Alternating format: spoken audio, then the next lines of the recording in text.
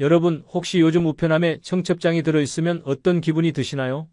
반가운 마음보다 먼저 한숨부터 나오시진 않으신가요? 지금부터 들려드릴 이야기는 우리 모두의 이야기입니다.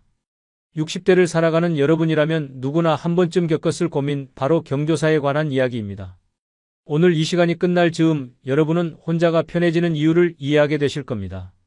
그리고 그것이 결코 나쁜 것이 아니라는 사실도 깨닫게 되실 거예요. 자, 그럼 이제 시작해 볼까요? 어느 가을날 오후였습니다. 퇴직한 지 3년째 되는 해였죠. 박 선생님은 우편함에서 하얀 봉투 한 장을 꺼내 들었습니다. 오랜 지인의 결혼 청첩장이었습니다. 봉투를 들고 거실로 돌아온 박 선생님은 한참을 멍하니 청첩장을 바라보았습니다. 예전 같았으면 달력에 동그라미 치고 당연히 갈 준비를 했을 텐데 이번엔 달랐습니다. 꼭 가야 하나? 이런 생각이 드는 자신이 낯설었습니다. 언제부턴가 경조사 참석이 의무가 아닌 부담으로 느껴지기 시작했거든요. 축의금이 얼마나 들어갈지, 식장까지 가는 교통비는 또 얼마인지 자꾸만 계산기를 두드리게 됩니다. 10만 원은 너무 많고 5만 원은 너무 적은 것 같고, 이런 고민 자체가 스트레스입니다. 게다가 하루 종일 낯선 예식장에서 서성이고 앉아 있어야 한다는 생각을 하니 벌써부터 다리가 아파옵니다. 요즘 들어 체력이 예전 같지 않다는 걸 실감할 때가 많으니까요.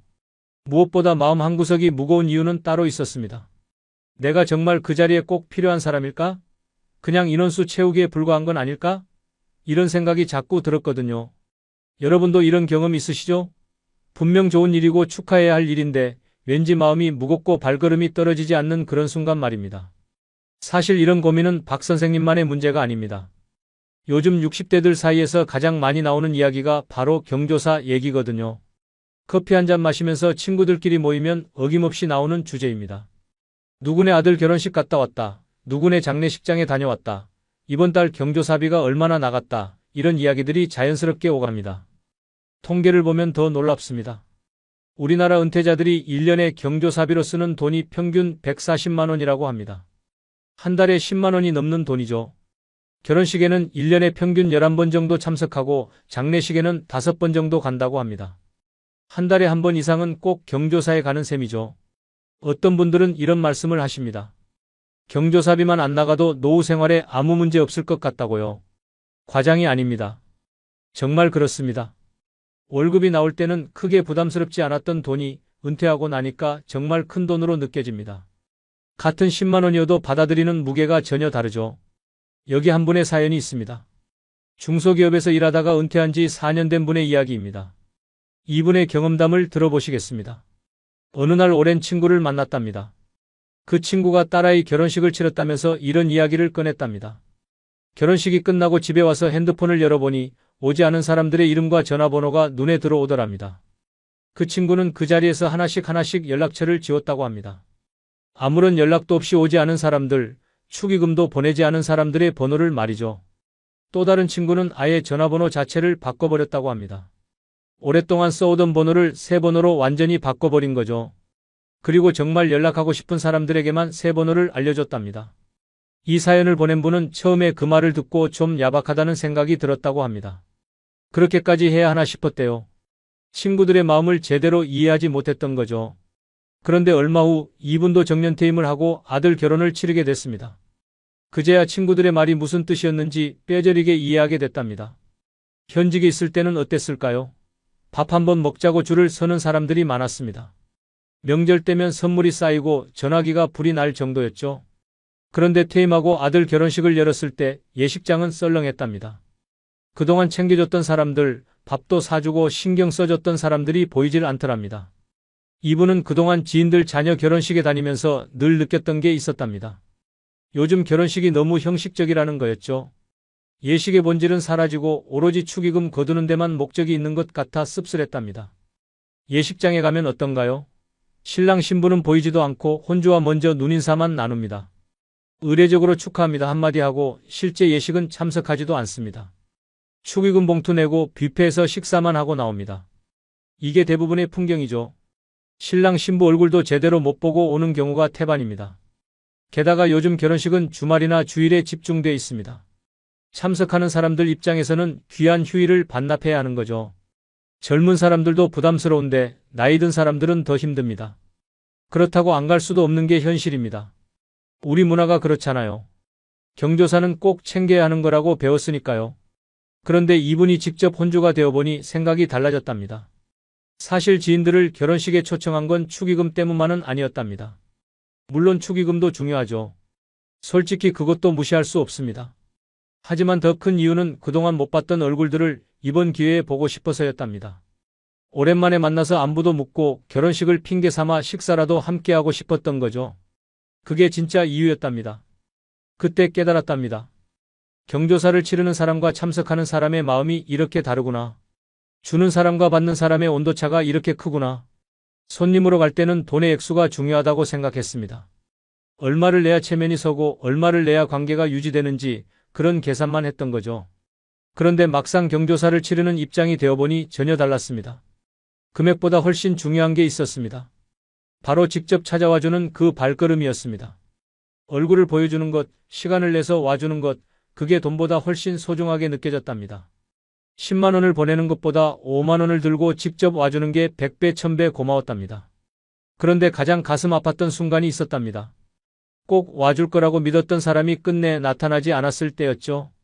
물론 피치 못할 사정이 있었겠지요. 애써 그렇게 생각하려고 했답니다. 하지만 서운한 마음을 감출 수가 없더랍니다. 괜히 연락했나 싶은 후회도 들었답니다.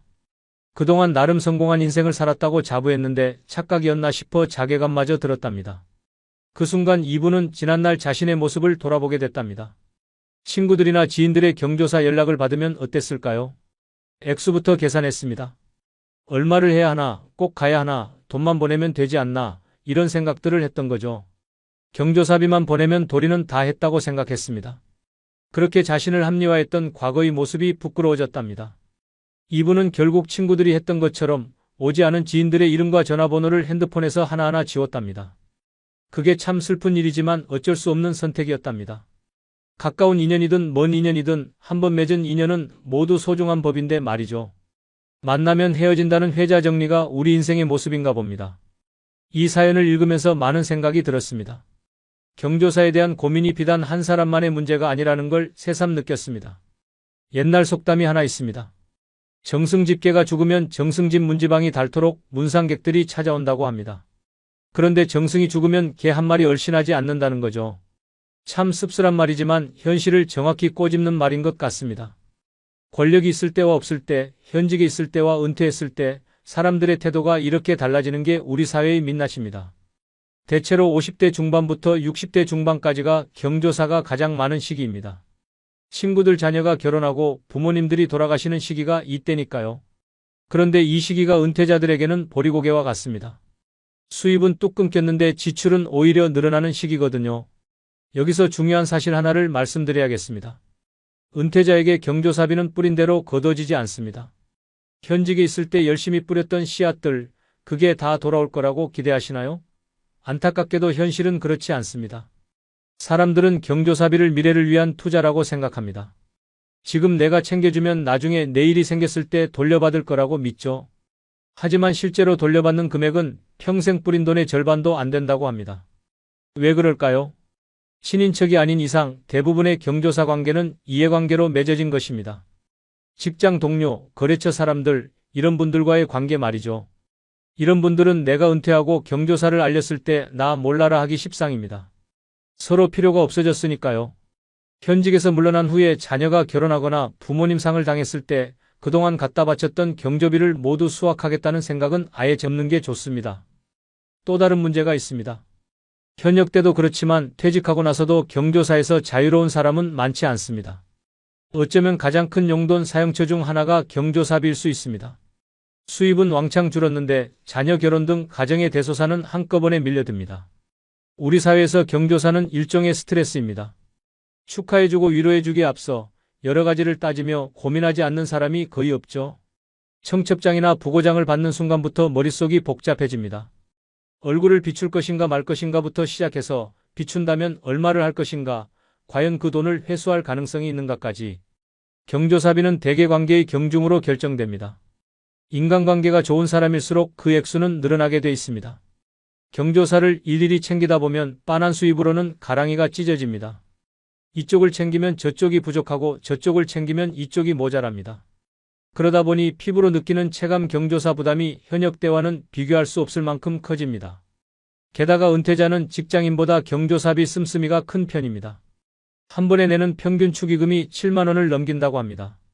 체면도 있고 관계도 생각해야 하니까 5만 원은 좀 그렇고 10만 원은 부담스럽고 결국 7만 원 정도로 결정하게 되는 거죠. 며칠 전 중국의 인민일보에서 한국의 경조사비 문화를 다룬 기사가 있었습니다. 얼굴에는 미소를 띠고 있지만 마음속으로는 죽는 소리를 하고 있다고 표현했답니다. 정말 공감되는 표현이죠? 겉으로는 축하합니다. 위로합니다 하면서도 속으로는 부담스럽고 힘들다는 게 우리의 솔직한 마음입니다. 경조사비는 일종의 상호부조 성격이 강합니다. 과거에 받은 만큼 돌려주지 않고 모른 채 하면 욕을 먹는다고 생각하기 때문에 소득이 줄어도 경조사비를 줄이기 어렵습니다. 반대로 결혼 안 한 자녀가 있거나 부모님이 아직 살아계신 경우에는 경조사비 지출을 미래를 위한 투자로 여기기도 합니다. 결혼식이나 장례식에 얼마나 많은 사람이 왔느냐에 따라 혼주나 상주의 사회적 지위를 가늠하는 분위기도 경조사 부담으로 작용합니다. 더 큰 문제는 앞으로입니다. 평균 수명이 늘어나고 조기 퇴직은 늘어나고 결혼은 늦어지는 사회적 현상이 맞물리면서 경조사 부담은 갈수록 커질 것입니다. 우리나라 직장인의 평균 퇴직 연령이 52살 전후입니다. 그런데 자녀의 결혼 연령은 점점 높아지고 있습니다. 자녀의 결혼이 늦어지면서 퇴직 후에 자녀가 결혼하는 사람이 크게 늘었습니다. 수입이 없는 상태에서 결혼 비용과 경조사비를 동시에 감당해야 하는 거죠. 수명 연장도 부의금 부담을 은퇴 후 시점으로 몰리게 만듭니다. 내 부모님뿐 아니라 친구나 친지의 부모님도 사정이 비슷하니 은퇴 후 부의금 지출이 늘어날 수밖에 없습니다. 원래 부조금이라는 게 뭘까요? 목돈이 들어가는 행사 때 이웃이나 친척끼리 십시일반으로 돈이나 음식, 노동력을 보태서 일을 잘 치르도록 돕는 거였습니다. 그리고 자신에게 일이 닥쳤을 때 도움을 받는 상부상조의 아름다운 풍습에서 비롯된 거였죠. 하지만 요즘은 이런 품앗이 풍습이 거의 사라졌습니다. 이를 대체한 것이 바로 현금 박치기, 눈도장 찍기로 관계가 이어지는 경조사 문화입니다. 우리는 일생을 살면서 기쁜 일, 슬픈 일을 수없이 겪으면서 살아갑니다. 그럴 때마다 함께 기뻐해주고 함께 슬퍼해주는 수많은 이웃과 친구, 친척들이 있어서 잘 살아갈 수 있습니다. 이게 얼마나 감사한 일인지 모릅니다. 그래서 부조에는 서로 축하하고 위로하는 마음이 깊게 자리해야 합니다. 부조는 인간관계에서 아름다운 인생사 하나가 되어야지 부담이 되어서는 안 됩니다. 앞으로 경조사 부조로 마음 상하거나 서운해하지 않았으면 좋겠습니다. 부조를 보내면서 정을 보낸 모두에게 감사하는 고운 마음을 가졌으면 좋겠습니다. 또 부득이하게 뜻을 보내지 못한 사람에게도 서운해하지 않았으면 좋겠습니다. 모두 자기의 몫이고 자기의 업이기 때문입니다. 옛날부터 이런 말이 있습니다. 물 부조보다 말 부조가 낫고 말 부조보다 몸 부조가 더 뜻깊다고요. 직접 찾아가서 축하해주고 조의를 표하는 것이 마땅합니다. 하지만 세상 일이 그리 쉽지만은 않죠. 그래서 가까운 사람의 경조사에는 따뜻한 인사말 한마디가 어떤 것보다 값진 게 아닌가 싶습니다. 돈의 액수보다 진심 어린 말 한마디, 따뜻한 손길 하나가 훨씬 소중합니다. 그게 진정한 부조가 아닐까요? 이제 서양처럼 가까운 몇 사람이 증인이 되고 가족 단위로 소박하게 치르는 그런 결혼 문화로 바뀔 때가 되지 않았나 싶습니다. 품앗이라는 의미로 이해되는 축의금도 결혼 축하 의미로 낸 것이므로 그것으로 끝나야 옳지 않을까요? 꿔준 돈처럼 되돌려받고자 장부를 쓰는 것은 아름답다고 할 수 없습니다. 진정한 축하와 위로는 계산기를 두드리는 게 아니니까요. 여기까지 경조사에 대한 이야기를 나눠봤습니다. 혹시 마음이 무거워지신 분들도 계실 겁니다. 그런데 이제부터 할 이야기는 조금 다릅니다. 경조사 이야기를 하다 보니 자연스럽게 인간관계에 대한 고민으로 이어졌습니다. 그리고 그 고민 끝에 도달하는 곳은 결국 나 자신입니다.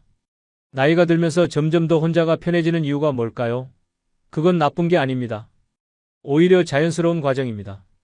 젊었을 때 우리는 늘 누군가와 함께 했습니다. 가족을 위해, 직장을 위해, 친구들을 위해, 사회를 위해 살았죠.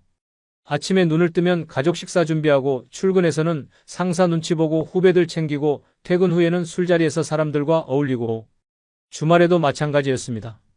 가족 행사, 친척 모임, 동창회, 계모임, 쉴 틈이 없었죠. 그렇게 살다 보니 정작 나 자신은 뒷전이었습니다. 내가 정말 원하는 게 뭔지, 내가 진짜 좋아하는 게 뭔지 생각해 볼 여유가 없었습니다. 우리는 다른 사람들과 함께 있을 때 맡겨진 역할을 충실하게 연기합니다. 늘 정해진 각본대로 따라하는 훈련이 몸에 배어 있죠. 좋은 아버지, 좋은 어머니, 좋은 남편, 좋은 아내, 좋은 직장인, 좋은 친구, 이런 역할들을 완벽하게 소화하려고 애썼습니다. 그런데 그러다 보니 정작 자신의 진정한 모습을 잃어버리게 됩니다.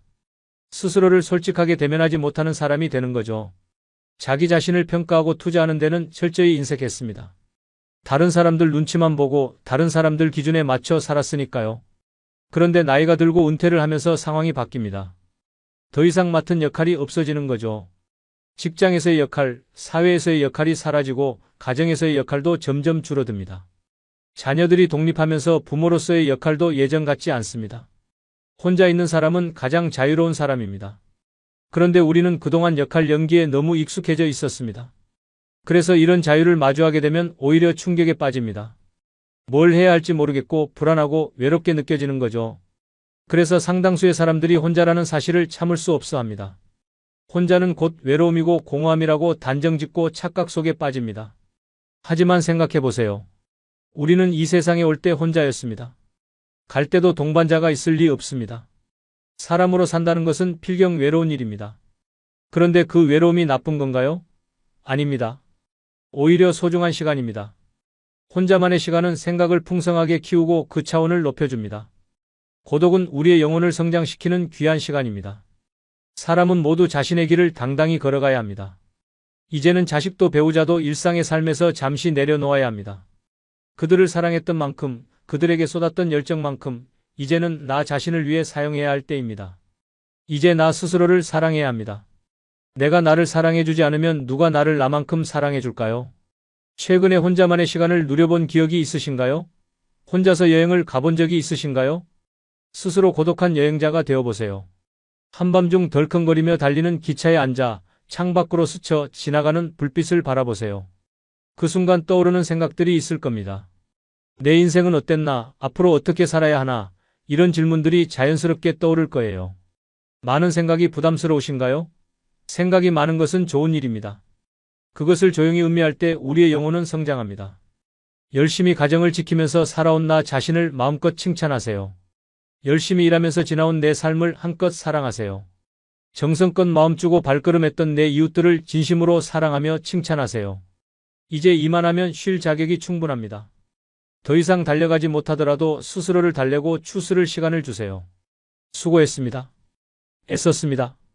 육신이 너덜너덜해질 만큼 약해진 나 자신에게 위로와 칭찬과 용기를 보내주세요. 욕심부리고 때를 쓰고 부족한 자신조차 따스하게 보듬으며 이해해주세요. 잠시 거울 앞에 서보세요. 거울 속에 내 얼굴을 정면으로 쳐다보세요. 늙음을 느낀 언젠가부터 자세히 보기 싫어진 내 얼굴이지만 오늘은 거울 속 내 얼굴을 정면으로 뚫어져라 바라보세요. 10년 전, 20년 전, 30년 전 사진 속 내 얼굴을 생각하며 구석구석 찬찬히 현재의 내 모습을 바라보세요. 저렇게 늙어가는구나. 나는 우울하고 안쓰러운 마음이 들 겁니다. 그 얼굴에는 굴곡의 세월과 기쁨, 서러움의 시간이 묻어 있습니다. 사랑과 이별과 만남의 시간들이 묻어 있습니다. 내 얼굴이지만 수많은 세월 동안 진지한 대화 한 번 없이 남의 물건처럼 방치해둔 내 모습입니다. 언제 이렇게 수많은 주름살이 얼굴을 도배했을까요? 언제 이렇게 떨어진 꽃잎의 색깔처럼 피부는 갈색 침전이 되었을까요? 한때는 거울 속 저 얼굴에도 신혼의 싱그러움이 있었습니다. 아이들 초등학교 입학식 때 희망에 찬 젊은 부모의 기쁨이 있었을 겁니다. 경제적 궁핍함의 힘든 세월 속에서도 꿋꿋이 웃음을 잃지 않던 얼굴이었습니다. 아이들의 교육 문제로 이리저리 고민하던 극성스런 부모의 얼굴이었습니다. 갑자기 먼 길 떠나는 부모님과의 영원한 이별을 회한의 눈물로 보내드린 얼굴이었습니다. 지금은 당시 부모님의 얼굴로 쓸쓸히 거울 속에 있습니다. 낯설게 변해버린 굳은 무표정의 얼굴에게 이제 진정으로 좋은 표정을 선물해주세요. 지난 세월 근심과 걱정 속에서 찌들어간 내 얼굴에게 앞으로는 웃음과 희망을 전해주세요.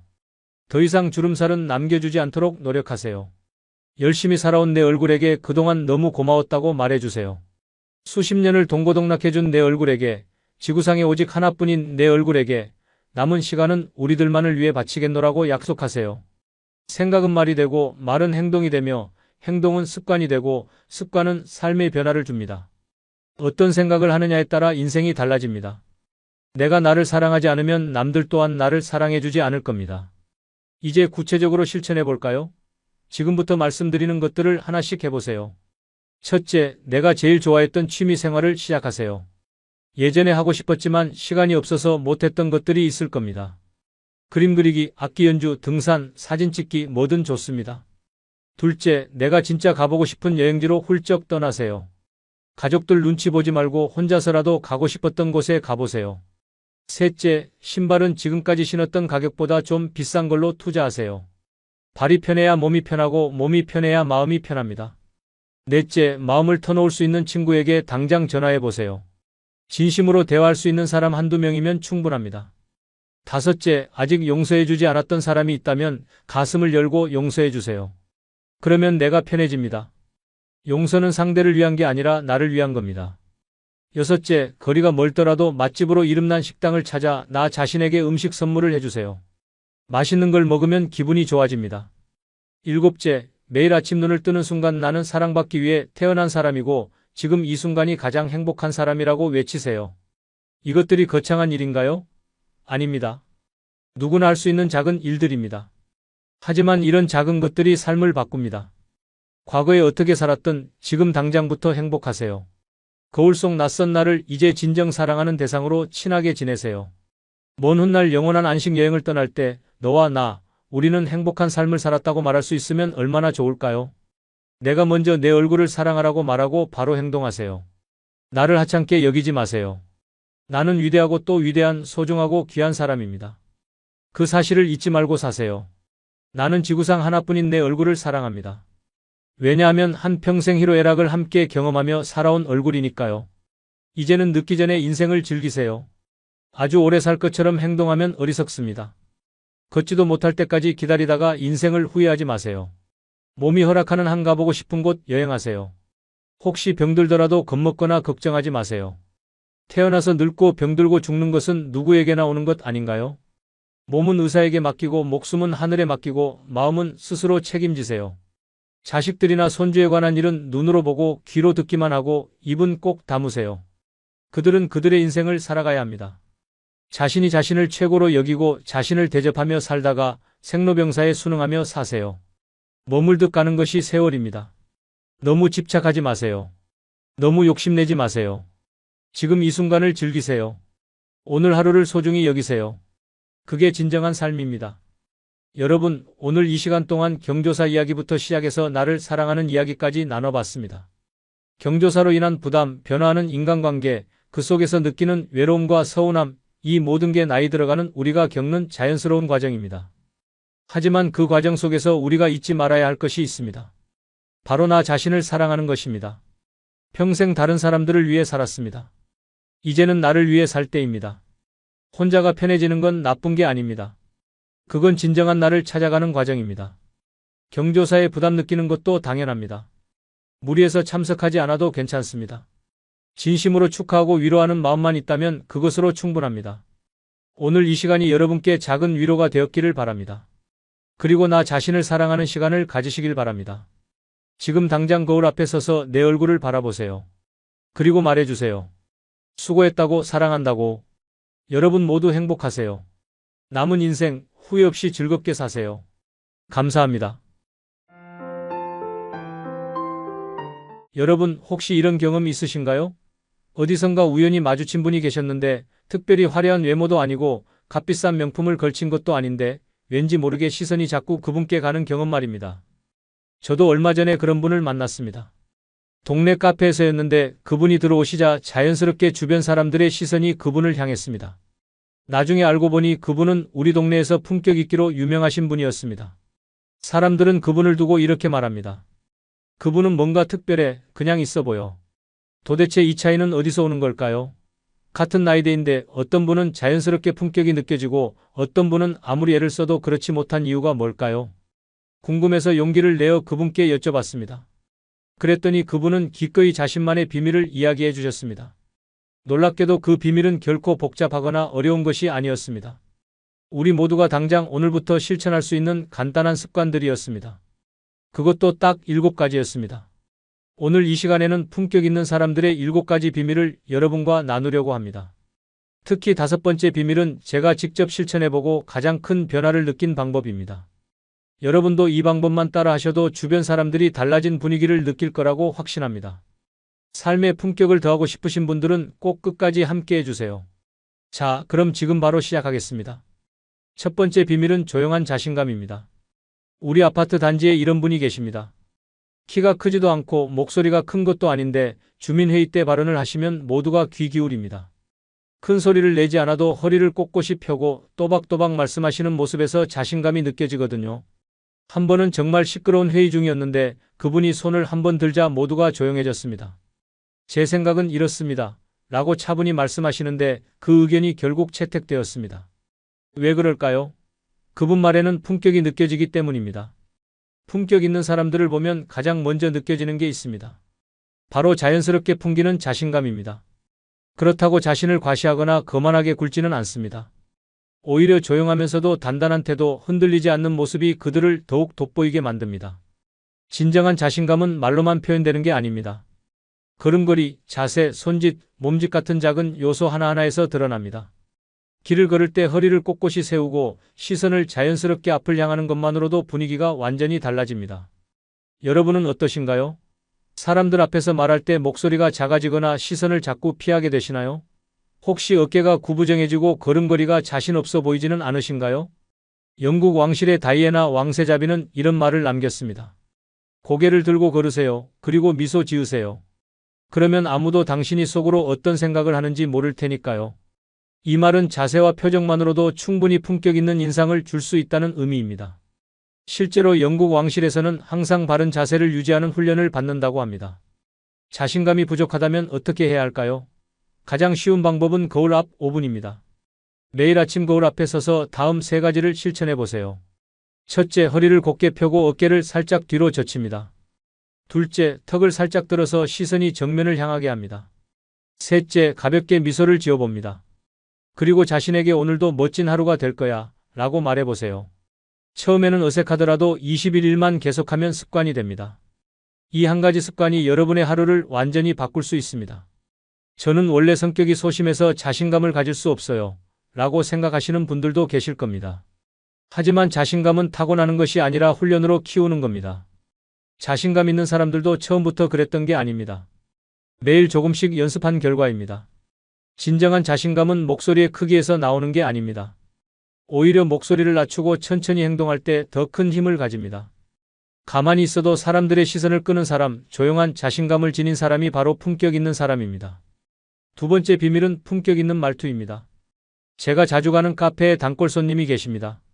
그분이 주문할 때면 신기하게도 카페 전체가 조용해집니다. 아메리카노 한 잔 부탁합니다.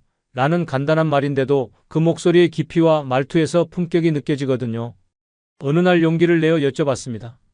어떻게 그렇게 말씀하세요? 그랬더니 웃으시면서 말씀하시더군요. 비결은 간단해요. 말하기 전에 한 번 더 생각하고 말할 때는 상대방의 눈을 보는 거예요. 그리고 중요한 건 말의 속도예요. 천천히 말하면 생각할 시간이 생기고 실수도 줄어든답니다. 그 이후로 저도 연습하고 있는데 주변 사람들이 제 말에 더 귀 기울이는 것 같습니다. 사람은 말 한마디로 그 사람의 분위기를 느낄 수 있습니다. 어떤 사람들은 단 몇 마디만 해도 우아하고 세련된 느낌을 주죠. 반면 아무리 좋은 옷을 입고 명품 가방을 들고 있어도 말투 하나로 전체적인 인상이 흐려질 수 있습니다. 여러분 주변에도 이런 분 계시지 않나요? 말을 시작하면 주변이 조용해지고 모두가 귀 기울이게 되는 사람 말이죠. 그런 분들의 말투를 유심히 관찰해보면 몇 가지 공통점이 있습니다. 품격 있는 사람들은 절대 말을 빨리 하지 않습니다. 차분하고 여유로운 속도로 말하죠. 말이 빠르면 듣는 사람이 따라가기 힘들 뿐만 아니라 말하는 사람 자신도 생각할 시간이 부족해서 실수하기 쉽습니다. 급한 마음이 말투에 그대로 드러나는 거죠. 제가 아는 한 의사 선생님은 항상 이렇게 말씀하셨습니다. 말은 마음의 거울이에요. 마음이 급하면 말도 빨라지고 마음이 여유롭고 평온하면 말도 느려지잖아요. 여러분은 어떤가요? 혹시 대화할 때 상대방이 말을 끝내기도 전에 내 말을 하려고 하거나 말이 너무 빨라서 숨이 차지는 않나요? 심리학자들에 따르면 우리의 뇌는 말하는 사람의 말투와 목소리 톤을 통해 그 사람의 신뢰도를 무의식적으로 판단한다고 합니다. 하버드 대학교의 한 연구에 따르면 첫인상에서 우리의 말투와 목소리 톤이 실제 내용보다 5배 더 큰 영향을 미친다고 합니다. 같은 내용이라도 어떻게 말하느냐에 따라 상대방의 반응이 전혀 달라진다는 거죠. 우리 일상에서도 이런 경험 있으시죠? 천천히 또박또박 말하는 의사 선생님의 진료 설명은 더 신뢰가 가고 차분하게 말씀하시는 어르신의 조언은 더 깊이 마음에 와닿습니다. 반면에 빠르게 말하는 텔레마케터의 설명은 잘 들리지도 않고 신뢰도 가지 않죠. 그렇다면 어떻게 품격 있는 말투를 가질 수 있을까요? 가장 간단한 방법은 3초 법칙입니다. 말하기 전에 3초간 생각하는 습관을 들이는 것이죠. 처음에는 어색하고 대화의 공백이 생기는 것 같아 불편할 수 있습니다. 하지만 이 짧은 시간 동안 여러분은 더 정확하고 품격 있는 말을 선택할 수 있습니다. 두 번째 방법은 끝까지 듣기입니다. 상대방의 말을 중간에 끊지 않고 끝까지 듣는 습관은 상대방에게 존중받는 느낌을 줍니다. 또한 여러분 자신도 더 깊이 생각하고 응답할 시간을 갖게 됩니다. 세 번째는 불필요한 말 줄이기입니다. 그러니까요, 뭐랄까, 있잖아요. 같은 말들을 줄이면 자연스럽게 말에 무게가 실립니다. 저는 원래 말이 빠른 편이라 바꾸기 어려워요. 라고 생각하시는 분들도 계실 겁니다. 하지만 말투 역시 연습으로 충분히 바꿀 수 있습니다. 매일 5분씩 책을 소리내어 천천히 읽는 연습을 해보세요. 시장에서 물건값을 깎을 때도 이렇게 비싸게 받으면 어떻게 해요? 가 아니라 조금 부담되네요. 혹시 더 좋은 가격으로 봐주실 수 있을까요? 라고 말하는 작은 차이가 바로 품격을 만드는 겁니다. 결국 말투와 목소리는 단순한 기술이 아니라 마음가짐에서 나오는 겁니다. 여유가 있고 차분한 사람은 말에서도 그 분위기가 드러나게 마련이죠. 그래서 품격 있는 사람들은 말 한마디에서도 차이가 납니다. 세 번째 비밀은 단정한 외모입니다. 제가 다니는 문화센터에 70대 중반의 박 여사님이 계십니다. 그분은 명품 브랜드를 입지 않으십니다. 그런데 항상 깔끔하게 다림질된 옷에 단정한 머리, 깨끗한 손톱까지. 센터에 오시면 모두가 오늘도 참 멋지시네요. 라고 인사를 건넵니다. 한 번은 제가 여쭤봤습니다. 선생님 비결이 뭐예요? 그러자 웃으시면서 말씀하셨습니다. 비싼 옷 살 필요 없어요. 깨끗하게 입는 게 중요해요. 난 옷장에 옷이 많지 않아요. 대신 모든 옷이 나에게 어울리고 항상 깨끗하게 관리해요. 그리고 집에서 입는 옷과 외출복을 구분해서 입고요. 이게 내 비결이에요. 품격 있는 사람들을 보면 그들의 외모가 눈에 띄게 화려한 경우는 많지 않습니다. 오히려 단정하고 정돈된 스타일이 그들의 품격을 더욱 돋보이게 하죠. 옷을 많이 가지는 것보다 자신에게 맞는 스타일을 알고 유지하는 것이 중요합니다. 여러분 주변에도 이런 분 계시지 않나요? 특별히 비싼 옷을 입지 않아도 항상 깔끔하고 단정해 보이는 사람 말입니다. 그런 분들의 옷장을 들여다보면 의외로 옷이 많지 않다는 사실을 발견하게 됩니다. 품격 있는 사람들이 옷을 선택할 때 가장 중요하게 생각하는 것은 유행이 아닙니다. 자신의 체형, 피부톤, 나이에 어울리는 스타일을 정확히 아는 것이죠. 아무리 비싸고 유행하는 옷이라도 자신과 어울리지 않으면 어색해 보이기 마련입니다. 반면 자신에게 잘 맞는 평범한 옷이라도 깔끔하게 입으면 세련된 인상을 줍니다. 프랑스 패션의 대가 코코 샤넬은 단순함이 최고의 세련미라는 말을 남겼습니다. 실제로 프랑스 여성들은 캡슐 워드로브라는 방식으로 옷장을 관리합니다. 서로 잘 어울리는 기본 아이템 10개에서 15개만으로 다양한 스타일을 연출하는 방식이죠. 많은 옷보다 서로 잘 어울리는 몇 벌의 옷이 더 실용적이고 세련된 철학입니다. 품격 있는 사람들이 지키는 또 하나의 원칙은 불필요한 장식이나 과한 스타일을 피하는 겁니다. 너무 화려한 색상이나 복잡한 패턴은 오히려 산만한 인상을 줄 수 있습니다. 대신 깔끔한 색상 조합과 정돈된 스타일이 더 큰 품격을 만들어줍니다. 품격 있는 외모를 가꾸는 가장 쉬운 방법은 세 가지 원칙을 지키는 겁니다. 첫째, 깨끗함은 기본 중의 기본입니다. 옷에 얼룩이 있거나 머리가 지저분하거나 신발이 더러우면 아무리 비싼 옷을 입어도 소용없습니다. 매일 샤워하고 옷을 자주 세탁하고 신발을 깨끗이 유지하는 습관이 중요합니다. 둘째, 구김 없음은 정돈된 인상을 줍니다. 구겨진 옷은 게으르고 무심한 인상을 주지만 다림질된 옷은 세심하고 정돈된 느낌을 줍니다. 특히 셔츠나 블라우스, 바지의 주름 관리는 전체적인 인상을 크게 좌우합니다. 셋째, 조화로움은 전체적인 균형을 의미합니다. 옷과 신발, 가방이 서로 어울려야 하며 특히 자신의 나이와 체형, 상황에 맞는 스타일을 선택하는 것이 중요합니다. 저는 패션에 관심이 없어서 품격 있게 보이기 어려워요. 라고 생각하시는 분들도 계실 겁니다. 하지만 패션에 큰 관심이 없더라도 기본적인 원칙만 지키면 충분히 단정하고 정갈한 인상을 줄 수 있습니다. 오히려 너무 유행에 민감한 사람보다 자신만의 일관된 스타일을 가진 사람이 더 멋있어 보일 때가 많습니다. 깨끗함과 정돈된 모습은 그 자체로 품격이 됩니다. 네 번째 비밀은 여유로운 태도입니다. 지하철에서 만난 한 어르신이 아직도 기억에 남습니다.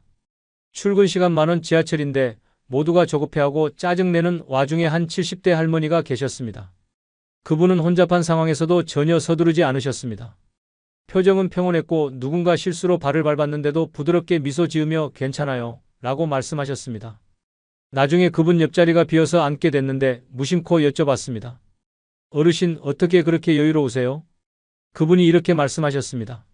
서두른다고 빨리 도착하나요? 5분 일찍 도착한다고 인생이 달라지진 않아요. 하지만 마음의 평화를 잃으면 하루가 망가져요. 난 항상 10분 일찍 나와서 여유를 갖는 습관이 있어요. 그게 내 비결이에요. 품격 있는 사람들은 절대 서두르지 않습니다. 급하게 움직이지 않고 말과 행동이 자연스럽게 흐릅니다. 그들의 몸짓과 표정에는 여유로움이 깃들어 있고 어떤 상황에서도 흔들리지 않는 안정감이 느껴집니다. 조급한 사람들은 행동에서 그 불안함이 그대로 드러납니다. 대화를 할 때 말을 빠르게 내뱉거나 상대방이 다 말하기도 전에 끼어드는 습관이 있는 경우가 많죠. 손짓이 과하게 크거나 발을 떨거나 눈을 계속 피하는 행동도 여유가 없는 사람들에게서 자주 보입니다. 반면 품격 있는 사람들은 이런 행동을 보이지 않습니다. 그들은 상대방의 말을 끝까지 듣고 자신이 할 말을 신중하게 골라서 전달합니다. 또한 실수를 했을 때도 감정적으로 반응하지 않죠. 옛말에 마음이 급하면 몸도 급해진다 했습니다. 실제로 심리학 연구에 따르면 우리의 몸과 마음은 긴밀하게 연결되어 있어서 한쪽이 영향을 받으면 다른 쪽도 영향을 받게 됩니다. 조급한 마음은 몸의 긴장으로 이어지고 이는 다시 마음의 불안을 폭발시키는 악순환을 만듭니다. 누군가는 작은 실수에도 얼굴이 붉어지고 변명하려 하거나 불안해하는 모습을 보일 수 있습니다. 하지만 품격 있는 사람들은 실수를 하더라도 당황하지 않고 침착하게 상황을 수습하죠. 여유로운 태도를 가지기 위해서는 스스로에게 여유를 주는 습관이 필요합니다. 하루 일정이 빠듯하면 조급해질 수밖에 없습니다. 그렇기 때문에 불필요한 스케줄을 줄이고 천천히 생각할 수 있는 시간을 만드는 것이 중요합니다. 저는 워낙 바빠서 여유를 가질 수 없어요 라고 생각하시는 분들도 계실 겁니다. 하지만 여유는 시간의 양이 아니라 시간을 대하는 태도에서 비롯됩니다. 아무리 바쁜 일정 속에서도 작은 여유를 만들 수 있습니다. 약속 시간 10분 전에 도착하도록 계획하거나 회의 사이에 10분의 휴식 시간을 두는 것만으로도 마음의 여유가 생깁니다. 이런 작은 습관이 모여 전체적인 태도의 변화를 가져옵니다. 또한 감정이 올라올 때 바로 반응하지 않고 한번 호흡을 가다듬는 습관을 들이는 것도 도움이 됩니다. 화가 났을 때 바로 말하지 않고 속으로 3번 정도 숫자를 세어본다면 말투와 표정이 차분해질 수 있습니다. 작은 변화지만 이것이 쌓이면 점점 더 여유로운 태도가 몸에 배게 됩니다. 결국 품격은 단순한 외적인 모습에서 끝나는 게 아닙니다. 사람이 풍기는 분위기 자체에서 드러나는 거죠. 여유로운 사람들은 상대방을 조급하게 만들지 않고 함께 있을 때 편안함을 주는 특징이 있습니다. 이 여유로운 태도 하나만으로도 품격 있는 사람처럼 보이는 것은 물론이고 삶 자체도 훨씬 더 풍요로워집니다. 5번째 비밀은 검소하지만 세련된 소비입니다. 우리 동네에 정말 멋진 이웃이 있습니다. 한 번은 그분 집에 들어갔다가 깜짝 놀랐습니다. 그분 집은 넓지 않지만 정말 아늑하고 세련됐거든요. 비싼 가구는 없었습니다. 대신 오래된 가구들이 깨끗하게 관리되어 있고 군더더기 하나 없이 정돈되어 있었습니다. 한 번은 제가 여쭤봤습니다. 여사님, 집이 정말 멋져요. 비결이 뭐예요? 그분이 말씀하셨습니다. 난 필요한 것만 갖고 있어요. 물건을 살 때마다 이게 정말 필요한가 3번 생각해요. 그리고 한 가지 들여놓으면 한 가지는 내보내는 원칙을 지켜요. 그래서 집이 물건으로 가득 차는 일이 없죠. 대신 좋은 책이나 차 한 잔 마실 때 쓰는 찻잔은 좋은 걸 써요. 매일 사용하는 것에는 아낌없이 투자하는 거예요. 품격 있는 사람들은 돈이 많아서 품격이 느껴지는 게 아닙니다. 오히려 돈을 쓰는 방식이 다릅니다. 이들은 무조건 비싼 것을 사는 게 아니라 필요한 것에 투자하고 불필요한 소비를 하지 않는 태도를 가집니다. 과소비를 하면서 품격을 유지할 수는 없습니다. 물건은 많아질수록 삶이 복잡해지고 자신에게 진정으로 필요한 것이 무엇인지 구별하기 어려워지죠. 그들은 소비뿐만 아니라 삶의 방식 자체도 간결하고 정돈되어 있습니다. 집안을 가득 채우기보다 꼭 필요한 물건만을 두고 공간을 여유롭게 유지하는 경향이 있죠. 이것이 바로 돈을 쓰는 방식이 곧 그 사람의 품격을 나타낸다는 말이 나오는 이유입니다. 한 가지 중요한 점은 필요한 곳에는 아낌없이 투자한다는 겁니다.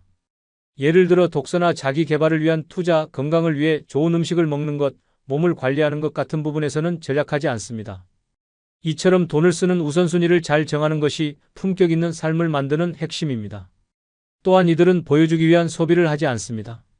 어떤 것을 살 때 남들에게 어떻게 보일지를 먼저 생각하는 게 아니라 자신에게 정말 필요한지를 먼저 고려하죠. 그렇기 때문에 이들의 소비는 겉으로는 검소해 보일지 몰라도 실제로는 매우 세련되고 합리적입니다. 품격은 단순한 외모나 옷차림에서 끝나는 게 아닙니다.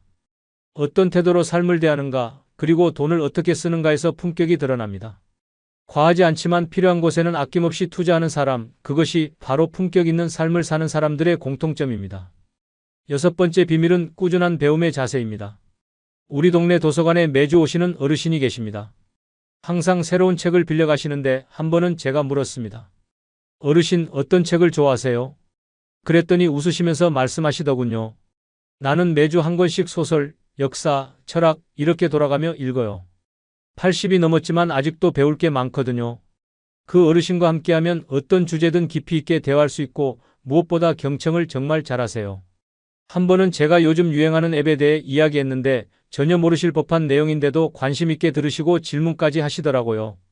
나이 들면 새로운 것에 관심을 잃지 말아야 해.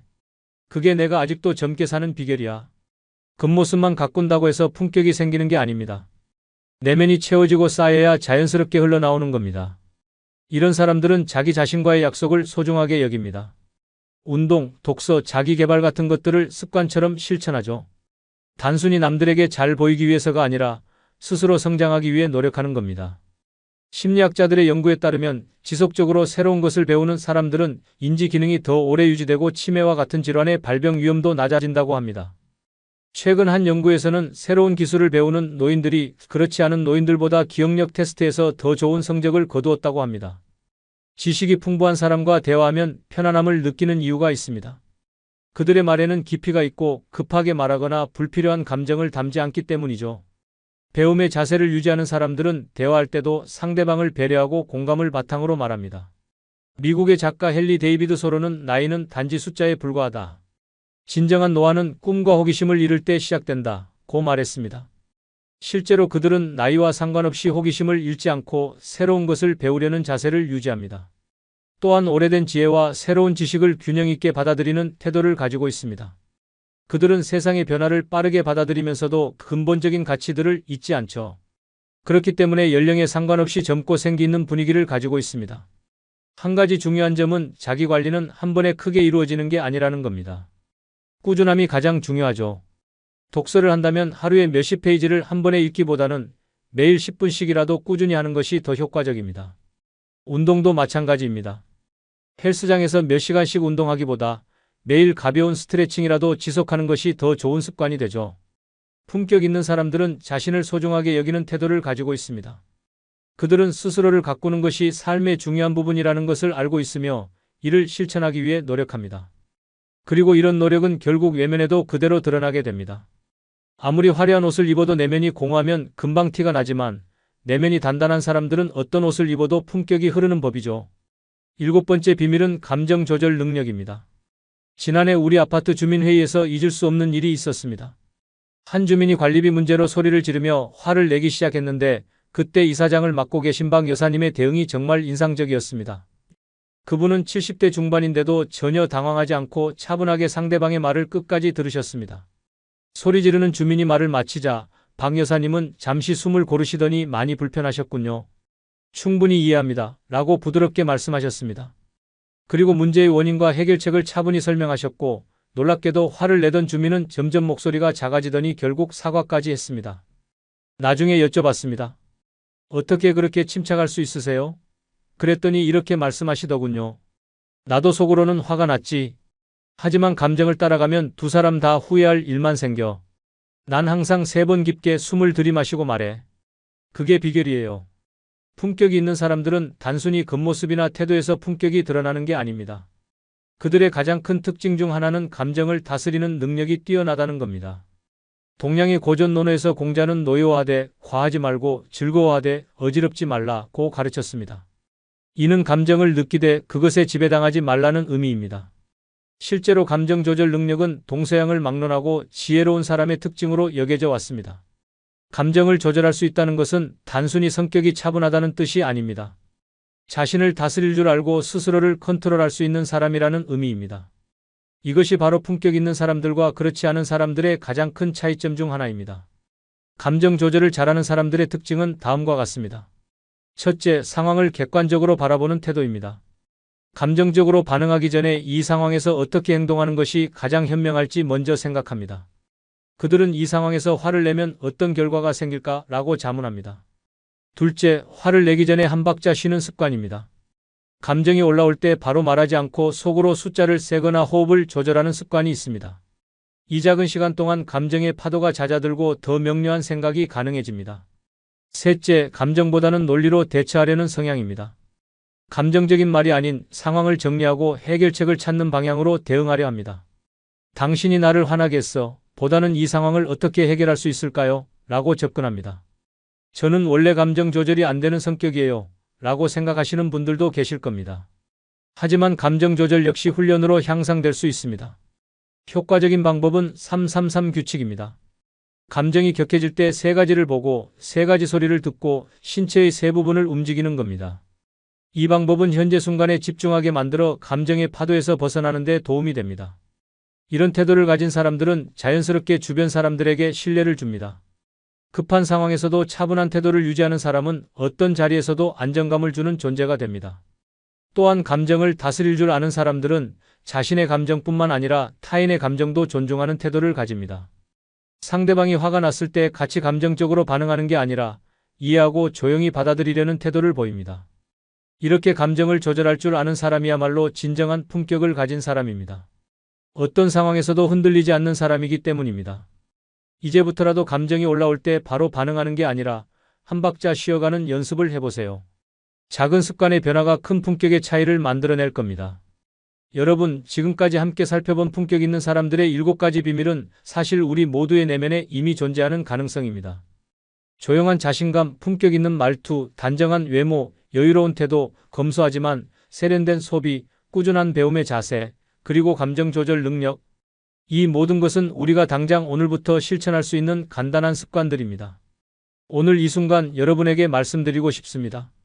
여러분은 이미 충분히 아름답고 훌륭하십니다. 진정한 품격, 그건 그 사실을 깨닫고 자신의 내면에 이미 있는 빛을 조금씩 밖으로 표현하는 과정일 뿐입니다. 삶의 어느 순간 우리는 모두 불안하고 조급하고 부족하다고 느낍니다. 때로는 남들의 시선에 지나치게 신경 쓰며 본연의 자신을 잃어버리기도 합니다. 하지만 진정한 품격은 그런 불완전함을 인정하고 그 속에서도 자신만의 품격을 찾아가는 여정입니다. 프랑스의 패션 디자이너 코코 샤넬은 우아함은 외적인 아름다움이 아니라 내면의 품격이 겉으로 드러난 것이라고 말했습니다. 여러분의 내면에 담긴 아름다움이 자연스럽게 흘러나올 때 그것이 바로 진정한 품격입니다. 여러분, 마음속 깊이 새겨두세요. 품격은 돈으로 살 수 없습니다. 명품으로 채울 수 없습니다. 진정한 품격은 자신을 사랑하고 타인을 존중하며 매 순간 성장하려는 마음가짐에서 시작됩니다. 여러분과 오늘 이야기 나눈 7가지 비밀을 하나씩 실천한다면 거울 속에서 마주하는 자신의 모습이 조금씩 달라지는 것을 느끼게 될 겁니다. 어쩌면 처음에는 어색하고 불편할 수도 있습니다. 하지만 인생의 모든 위대한 변화는 작은 불편함을 감수하는 용기에서 시작됩니다. 이 시간을 끝까지 함께하신 여러분은 단순히 시간을 보내는 게 아니라 더 나은 자신이 되기 위해 투자하고 계신 겁니다. 이것만으로도 여러분은 이미 특별합니다. 세상의 대부분 사람들은 변화를 원하면서도 그 첫걸음을 내딛지 않습니다. 하지만 여러분은 다릅니다. 여러분은 이미 시작하셨습니다. 처음부터 모든 것을 완벽하게 할 필요는 없습니다. 오늘 하루 거울 앞에서 자세를 바로 하는 것으로 시작해보세요. 또는 말하기 전에 3초를 생각하는 습관을 들여보세요. 혹은 감정이 격해질 때 잠시 숨을 고르는 연습을 해보세요. 이런 작은 실천들이 모여 결국 여러분의 삶을 완전히 바꿔놓을 겁니다. 삶이 때로는 무겁고 어려울 때가 있습니다. 하지만 그런 순간에도 자신을 가꾸고 품격을 유지하는 것은 자신을 향한 가장 큰 사랑의 표현입니다. 지금까지 함께해 주신 여러분은 더 나은 삶을 위해 고민하고 노력하는 분들이기에 분명 멋진 변화와 행복한 삶을 만들어 가실 거라 믿습니다. 여러분의 이야기가 궁금합니다. 어떤 비밀이 가장 와닿나요? 어떤 부분을 먼저 실천해보고 싶으신가요? 여러분의 생각과 경험을 댓글로 남겨주세요. 여러분의 이야기가 또 다른 누군가에게 큰 힘이 됩니다. 다음에 더 좋은 이야기로 찾아뵙겠습니다. 귀중한 시간을 내어 끝까지 함께해 주신 여러분께 진심으로 감사드립니다. 여러분, 오늘도 행복하세요. 감사합니다. 안녕하세요, 여러분. 오늘은 노후에 정말 중요한 이야기를 해드리려고 해요. 지난주에 제가 만난 72세 김 할아버지의 이야기부터 들려드릴게요. 할아버지는 5년 전 은퇴하시면서 꿈에 그리던 시골 전원주택으로 이사하셨어요. 마당에는 텃밭을 가꾸고 아침마다 새소리를 들으며 여유로운 노후를 보내시려고 했죠. 그런데 지금은 어떻게 되셨을까요? 다시 도시로 돌아오셨어요. 할아버지가 제게 하신 말씀이 잊히지 않아요. 처음엔 너무 좋았어요. 공기도 맑고 조용하고. 그런데 살아보니 현실은 달랐어요. 잡초는 끝없이 자라고 겨울엔 눈 치우느라 허리가 끊어질 것 같고 아프면 병원까지 40분을 가야 하고 결국 이 집이 나를 가둬버리더라고요. 이런 경험을 하신 분들이 요즘 정말 많아요. 꿈꿔왔던 전원 생활을 포기하고 다시 도시로 돌아오는 분들 말이에요. 그럼 노후에는 도대체 어떤 집에서 살아야 할까요? 어떤 곳에서 살아야 걱정 없이 편안하게 지낼 수 있을까요? 오늘은 그 답을 찾아보려고 해요. 지금 노후 주거를 고민하고 계시다면 이 영상을 끝까지 보시기 바라요. 여러분의 선택을 완전히 바꿀 수도 있는 정보들을 전해드릴게요. 먼저 왜 많은 분들이 전원주택을 포기하게 되는지부터 자세히 살펴볼게요. 대부분의 이야기는 이렇게 시작돼요. 은퇴하면 조용한 시골에 마당 있는 집을 지어서 텃밭도 가꾸고 고양이도 키우고 아침마다 맑은 공기를 마시며 여유롭게 살겠다. 정말 아름다운 꿈이죠. 저도 그런 생각을 해봤거든요. 그런데 실제로 전원주택에서 살아보신 분들이 하나같이 하시는 말씀이 있어요. 처음 몇 달은 정말 좋았다고요. 새소리도 들리고 텃밭에서 채소도 따먹고 공기도 맑고 마음도 정말 평화로웠다고 해요. 그런데 그 평화는 오래가지 못해요. 왜일까요? 첫 번째 문제는 관리의 늪에 빠진다는 거예요. 봄에는 잡초와의 전쟁이 시작돼요. 햇볕만 쨍하면 마당 가득 풀이 자라나요. 하루만 관리를 소홀히 해도 무릎까지 자라는 잡초들. 이걸 매일매일 뽑아야 해요. 여름에는 벌레들의 천국이 돼요. 모기, 개미, 거미, 심지어 뱀까지. 밤에는 날파리, 낮에는 벌들이 윙윙거려요. 방충망을 아무리 촘촘히 해도 소용없어요. 가을에는 낙엽처리가 일이에요. 바람만 불면 지붕 위까지 수북하게 쌓여요. 치우지 않으면 배수관이 막히고 곰팡이가 생겨요. 겨울에는 눈 치우기가 정말 힘들어요. 계단, 진입로, 지붕까지 안 치우면 미끄러져서 다칠 수 있거든요. 전원주택은 집이 아니라 하루도 쉴 수 없는 일터가 되어버려요. 두 번째 문제는 고장이 나도 도와줄 사람이 없다는 거예요. 보일러가 고장났어요. 난방이 안 돼요. 도시에 살 때는 관리사무소에 전화 한 통이면 끝났는데 전원주택은 다르거든요. 직접 업체를 알아보고 직접 연락하고 직접 날짜를 잡고 직접 기다려야 해요. 그런데 그날 눈이라도 온다면요? 못 와요. 고치는 건 다음으로 미뤄지고 추위에 떨면서 하루를 버텨야 해요. 수도가 얼거나 전기가 나가거나 화장실이 막혀도 마찬가지예요. 해결해 줄 사람은 오직 그 집에 사는 나뿐이에요. 세 번째 문제는 병원이 너무 멀다는 거예요. 갑자기 머리가 아프고 가슴이 조이고 몸이 말을 안 들어요. 차를 몰고 병원까지 40분을 가야 해요. 버스는 하루에 5대밖에 안 와요. 119를 불러도 늦어요. 골든타임은 이미 지나가고 있는 거죠. 시골은 공기는 맑지만 병원은 멀고 작아요. 정밀검사나 수술, 응급실이 없는 곳이 대부분이에요. 결국 서울 큰 병원 가보세요라는 말을 듣게 되는 거죠. 네 번째 문제는 너무 외롭다는 거예요. 마당은 넓지만 사람은 없어요. 창문을 열어도 아무도 지나가지 않아요. 이웃은 걸어서 10분 거리에 있는데 마주칠 일도 거의 없어요. 도시에서는 밥 드셨어요라는 인사라도 있었는데 여긴 그런 것도 없어요. 정적이 너무 길어지면 고요함이 평화가 아니라 공포로 바뀌어요. 혼자 밥 먹고 혼자 말하고 혼자 감당해야 해요. 사람이 없는 전원생활은 자연 속에서 혼자 갇히는 거나 마찬가지예요. 다섯 번째 문제는 자식들이 안 온다는 거예요. 처음엔 다들 말해요. 주말마다 갈게요. 가까운 데니까 자주 갈게요.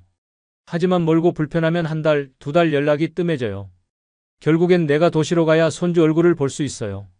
처음엔 기대하지만 결국 깨닫게 돼요. 이 집은 나 혼자 사는 집이구나. 여섯 번째 문제는 팔고 나올 수 없다는 거예요. 몸이 안 따라줘서 도시로 다시 나가고 싶을 때 집을 팔아야 하는데 팔리지 않아요. 전원주택을 사려는 사람보다 팔려는 사람이 훨씬 많거든요. 그래서 가격이 떨어지고 매물은 쌓여만 가요. 3억을 들여 지은 집이 1억 5천에도 안 나가요. 심지어 부동산에서는 그냥 임대 놓으세요라고 하는데 임대 놓을 사람도 없어요. 팔리지 않는 집은 내 삶을 가둬버려요. 결론은 하나예요. 전원주택은 몸이 건강할 때만 가능한 삶이라는 거예요. 그래서 요즘은 다른 선택을 하시는 분들이 많아요. 첫 번째 대안은 계단 없는 빌라나 저층 아파트예요. 예전에는 빌라 산다고 하면 좀 기죽는 분위기가 있었죠. 엘리베이터도 없고 조명도 어둡고 아파트가 훨씬 낫지 않냐는 시각이 있었어요.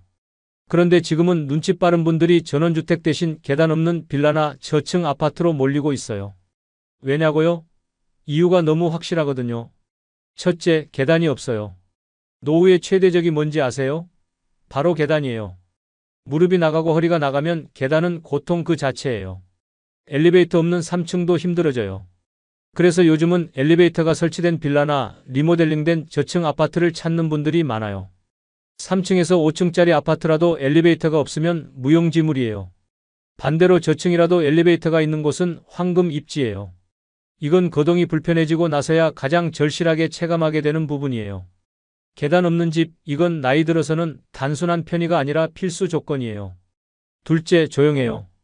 빌라가 시끄럽다고요? 요즘 신축 빌라들 방음이 정말 좋아요. 대단지 아파트보다 오히려 조용하다고 느끼시는 분들도 계세요. 저층 아파트도 세대수가 적고 골목에 위치한 경우가 많아서 복잡하지 않고 정서적으로 훨씬 안정돼요. 애들 뛰는 소리도 안 나고 이웃 간 층간 소음도 거의 없고 혼자 조용히 살기 딱 좋은 집이 많아요. 노후에는 시끄러운 집보다 정적한 평온이 진짜 복이거든요. 셋째, 모든 게 가까워요. 시장, 병원, 약국, 버스 정류장까지 도보 5분.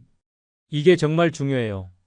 전원주택은 예쁘지만 약 하나 사러 나가는데도 차를 타야 해요. 그건 불편함이 아니라 고립이에요. 계단 없는 빌라나 저층 아파트는 대부분 도심 생활권 안에 있어서 슬리퍼 끌고 나가면 모든 게 해결되는 거리에 있어요. 이게 나이 들수록 얼마나 중요한지 경험해 보신 분들은 아실 거예요. 넷째, 작지만 내 몸에 딱 맞는 집이에요. 거실 넓고 방 많은 집 청소하기 좋으셨나요?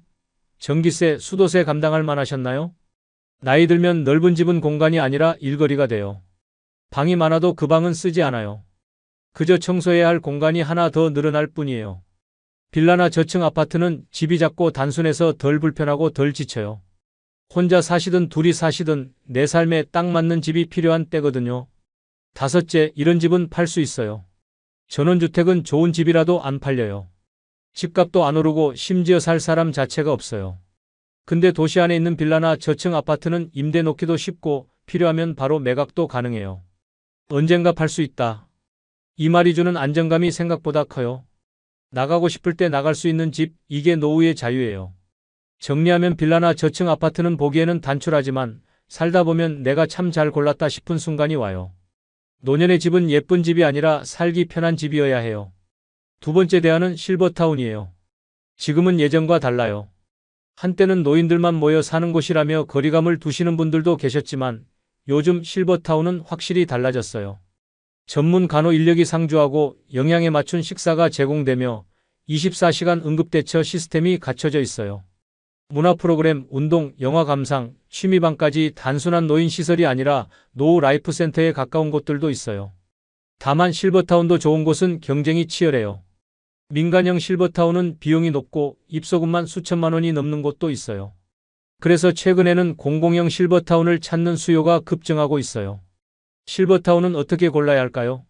첫째, 의료 시스템이 실제로 작동하는 곳인가요? 간호사만 있는 게 아니라 실제 응급 대응이 가능한가요? 협약된 병원이 근처에 있나요? 둘째, 월 비용이 합리적인가요? 민간형은 월 200만 원에서 500만 원 이상도 있어요. 공공형은 월 40만 원에서 70만 원 수준이에요. 식사 포함 여부도 확인하셔야 해요. 셋째, 주변 환경이 안전한가요? 시장, 병원, 공원까지 도보로 가능해야 해요.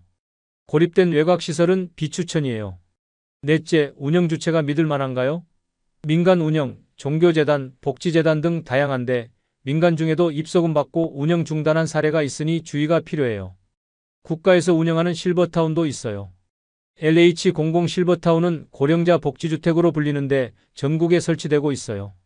서울 마포, 경기 화성 남양주, 대전, 전주, 창원 등에 있고요. 입주 조건은 만 65세 이상, 무주택자, 소득 자산 기준 충족이에요. 신청은 LH 청약센터나 지자체 복지과를 통해 할 수 있어요. 지자체 운영형도 있어요. 공동생활가정, 그룹홈 형태로 경기도 성남시, 서울 노원구 등에서 직접 운영해요. 소규모 주거의 돌봄을 제공하고 치매 초기 어르신에게도 적합해요. 보건복지부 연계 노인복지주택 목록은 노인복지주택 현황 검색 시 정부 포털에서 열람 가능해요. 이런 곳은 피하세요. 공사 중인 민간 실버타운에서 입소금부터 요구하는 곳. 운영 실패로 입소 못한 피해 사례가 있어요. 병원, 마트가 멀고 교통이 불편한 외곽 독립형도 피하세요. 생활 편의성이 떨어져서 감금 생활처럼 느껴지는 곳도 있거든요. 정리하면 실버타운은 잘만 고르면 내 건강을 챙기고 외로움을 줄이며 삶의 질을 높일 수 있는 공간이에요. 하지만 잘못 고르면 돈 쓰고 외롭고 불편한 세 가지 고통이 한 번에 와요. 그러니 꼭 기억하세요. 보기 좋은 실버타운 말고 살기 좋은 실버타운을 고르셔야 해요. 세 번째 대안은 LH 고령자 맞춤 임대주택이에요. 이건 반드시 알아야 해요. 정부에서 운영하는 고령자용 국민임대주택이에요. 소득 조건이 맞고 무주택자라면 입주 가능성이 있어요. 보증금도 적고 월세도 매우 저렴해요. 엘리베이터 있고 경로당, 커뮤니티 공간, 관리사무소 완비돼 있고 의료복지기관 인근에 위치해요. 문제는 많은 분들이 이 제도가 있다는 걸 모르셔서 놓친다는 거예요. 심지어 자격은 되는데 신청 안 해서 기회를 놓친 분들도 많아요. 이건 아는 사람만 혜택받는 제도예요. 혹시 이 중에 해당되시나요? 만 65세 이상이신가요? 무주택자신가요? 기초연금이나 국민연금 수급자신가요? 그렇다면 당신은 자격이 있어요. 청약통장 없어도 되고 자식이 집을 갖고 있어도 본인이 무주택이면 가능해요. 이거 모르고 계신 분들 정말 많아요. 신청은 어떻게 하냐고요?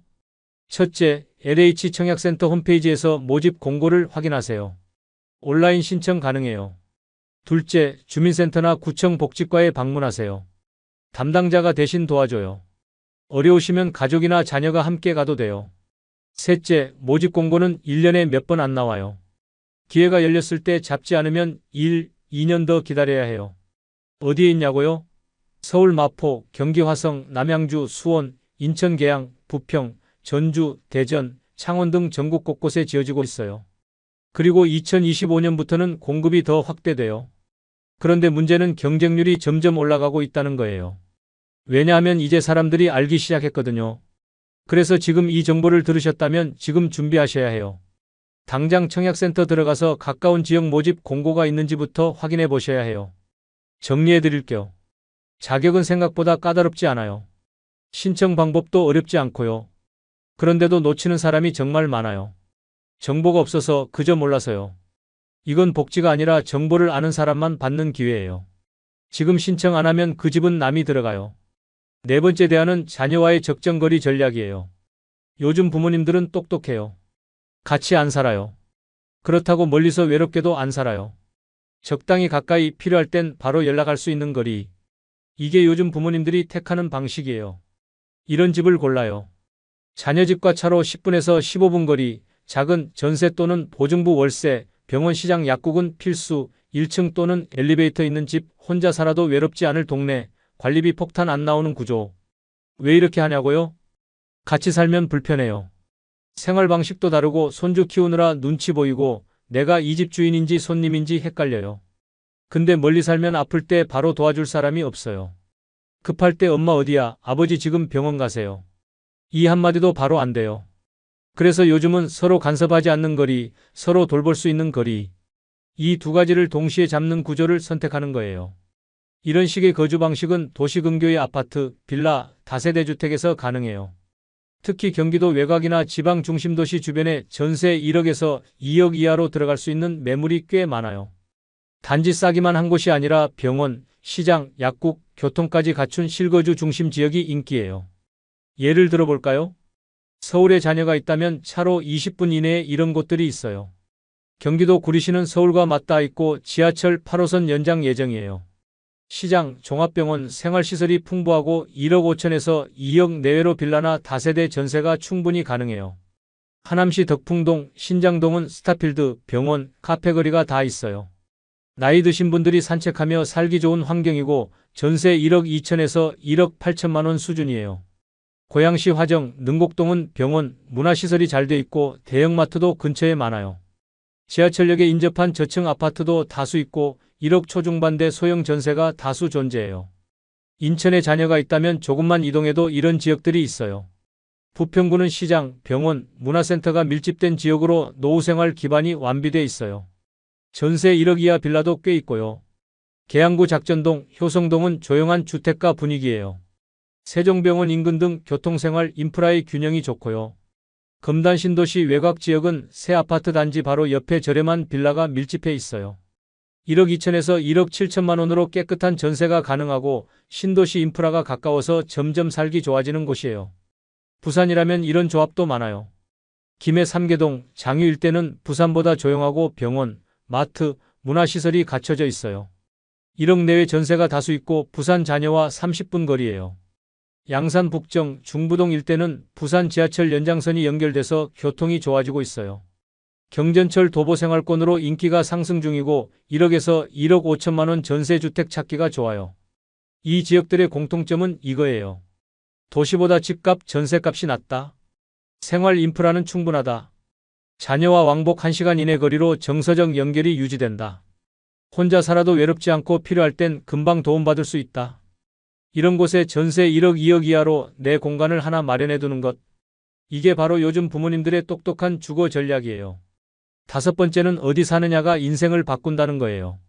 사람은 결국 동네를 닮아가요. 어떤 곳에서 살고 있는지가 그 사람의 하루 리듬, 건강 상태, 심지어 인간관계까지 결정지어요. 요즘 부모님들은 단순히 자녀와 가까운 곳이 아니라 혼자 살아도 괜찮은 지역을 찾아요. 왜냐고요?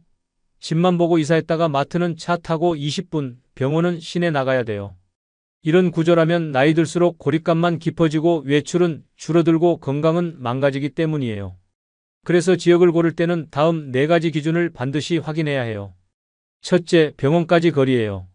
가까운 동네 의원은 기본이고 종합병원 또는 응급실 있는 중형 병원이 차로 15분 이내에 있어야 해요. 건강할 때보다 아플 때 기준으로 동네를 봐야 해요. 둘째, 마트, 시장, 약국이 도보 10분 생활권에 있어야 해요. 아무리 좋은 집이라도 걸어서 장 보러 못 가면 노년에는 그 집이 감옥이에요. 마을버스가 많고 지하철역도 걸어서 닿을 수 있어야 집에만 있지 않는 삶이 가능해요. 셋째, 엘리베이터 있는 저층 아파트 또는 1층 구조예요. 요즘 4층짜리 아파트도 계단만 있으면 노후에는 무용지물이에요. 지은 지 20년 넘었더라도 엘리베이터 있는 곳, 빌라라도 1층이거나 층간소음 걱정 적은 구조를 우선하세요. 넷째, 사람 사는 동네예요. 주변에 경로당, 문화센터, 주민센터 프로그램이 있는지 보세요. 60대 이후에는 적적함이 가장 큰 위험이에요. 함께 걷는 사람, 눈인사 나누는 이웃이 있는 동네는 우울증을 막아주는 백신이에요. 그럼 구체적으로 요즘 인기 있는 지역들의 조건을 볼게요. 이건 자녀 근처 개념이 아니라 살기 좋은 동네 자체로 선택받는 곳이에요. 수도권 인기 지역 중 비교적 저렴하고 인프라 좋은 곳들이 있어요. 경기 평택 안정리 송탄역 일대는 미군기지 인근 상권이 활발해요. 전세 1억 초반대 다세대 아파트가 다수 있고 병원, 마트, 카페가 밀집돼 있어요. 외국인도 많아서 활기 있는 분위기예요. 청라국제도시 외곽 빌라촌은 인천 2호선 연장선이 예정돼 있어요.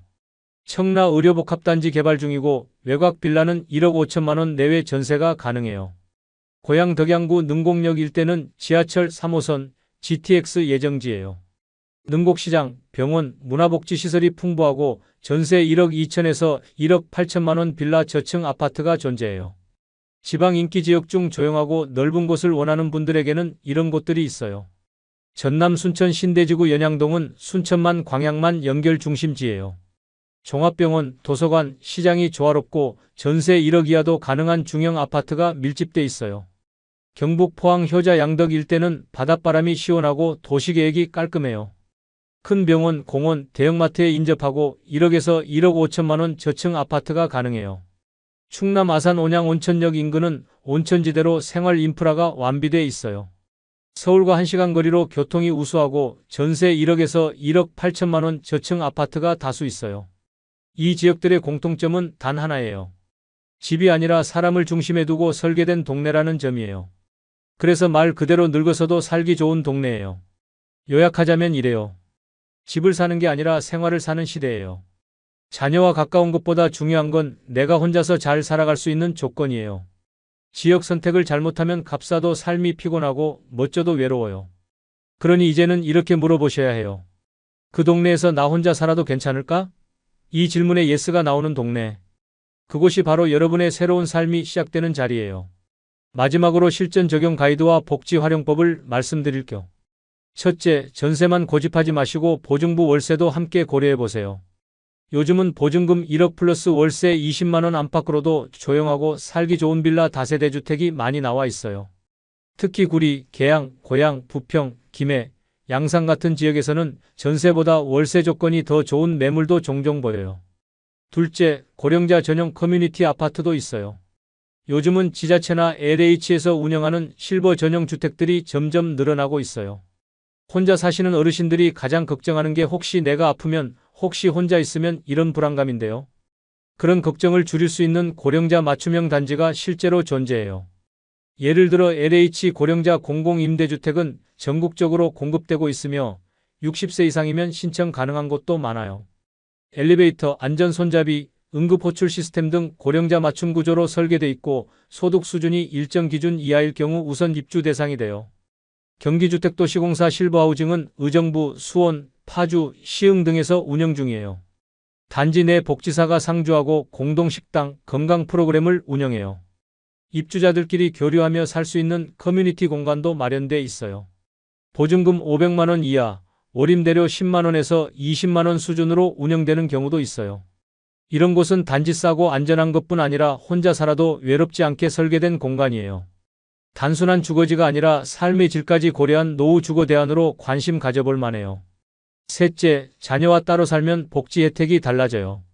부모님이 자녀와 따로 거주하면 가구가 분리되기 때문에 복지 혜택 측면에서 유리해지는 경우가 많아요. 단순히 독립적으로 사는 게 아니라 건강보험료, 기초연금, 노인복지 혜택 등에서 실질적 차이가 생겨요. 구체적으로 말씀드리면 건강보험료의 경우 자녀와 주소지가 같고 한 세대 가구로 묶여 있으면 부모님이 직장가입자인 자녀의 피부양자로 등록되기도 해요.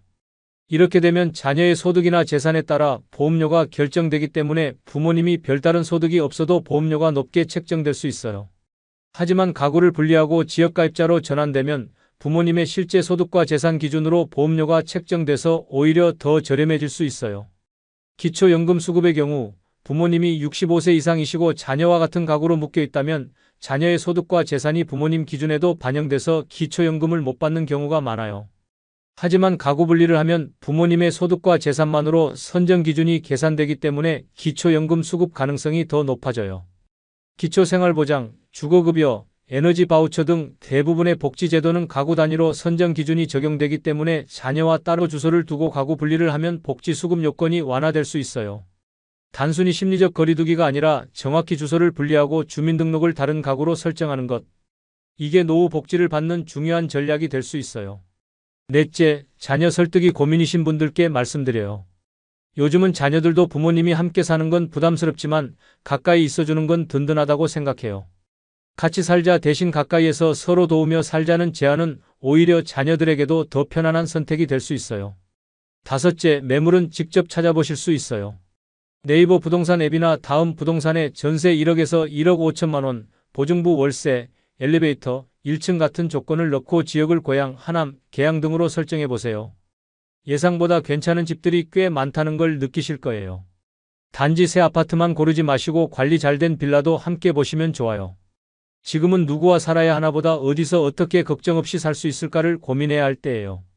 내 몸에 맞는 집, 내 생활에 딱 맞는 동네, 내 마음이 편안해지는 공간으로 이사하신다면 노후는 더 이상 두렵지 않아요. 이제는 남을 위한 집이 아니라 진짜 내 삶을 위한 집을 준비하셔야 할 시간이에요. 좋은 집에서 걱정 없이 당당하고 행복하게 살아가시길 응원해요. 오늘 영상을 보며 여러분은 어떤 생각이 드셨나요? 여러분의 경험과 생각을 댓글로 나눠주세요. 여러분의 이야기가 누군가에게 큰 위로와 깨달음이 될 거예요. 오늘도 끝까지 들어주셔서 감사해요. 여러분의 행복한 노후를 진심으로 응원합니다. 여러분, 잠깐만 멈춰 서서 생각해 보시겠습니까?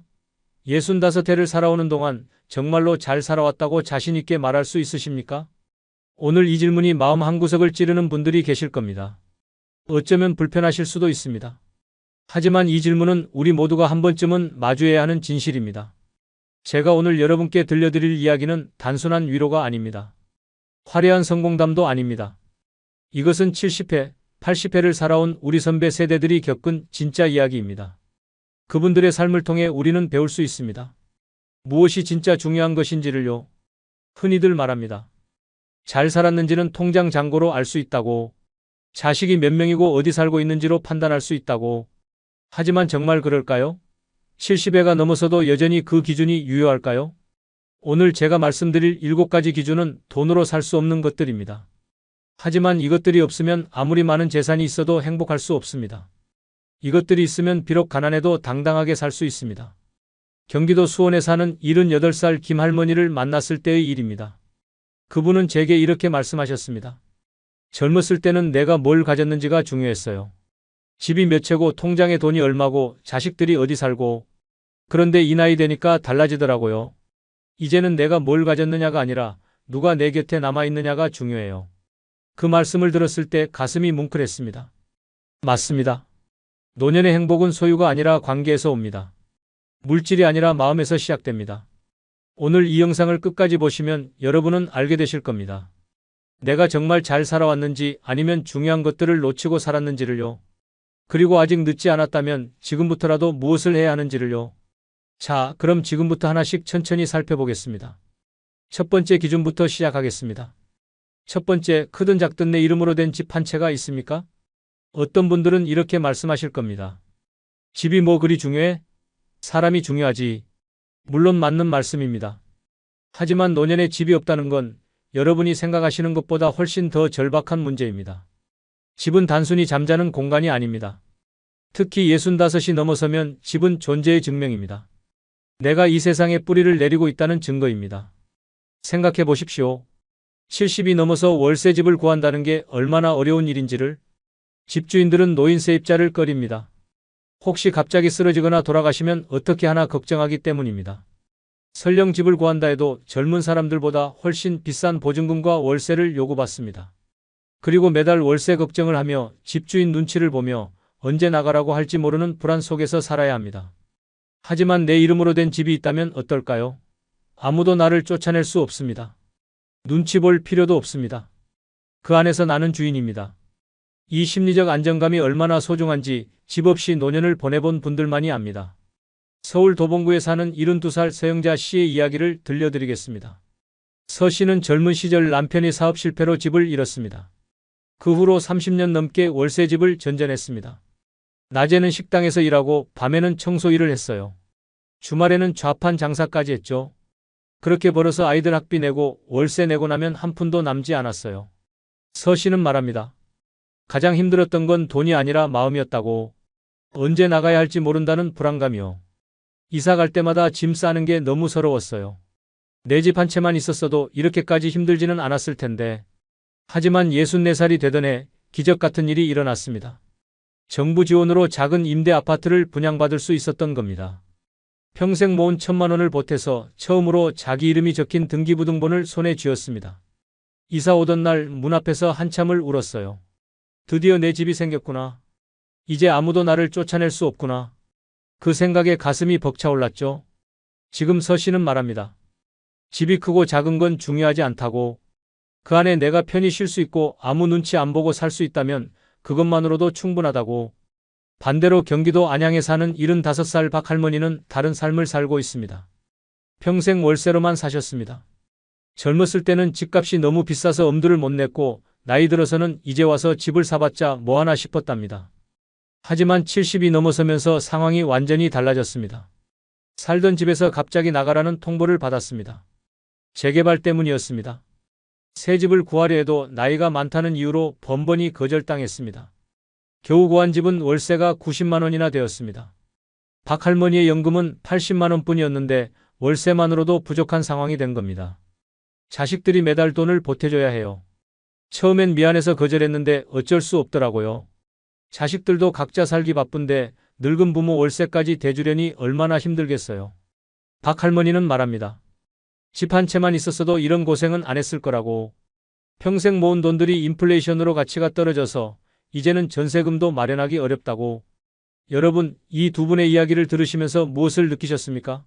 집 한 채의 유무가 노년의 삶을 얼마나 크게 바꾸는지 아시겠습니까? 물론 집이 전부는 아닙니다.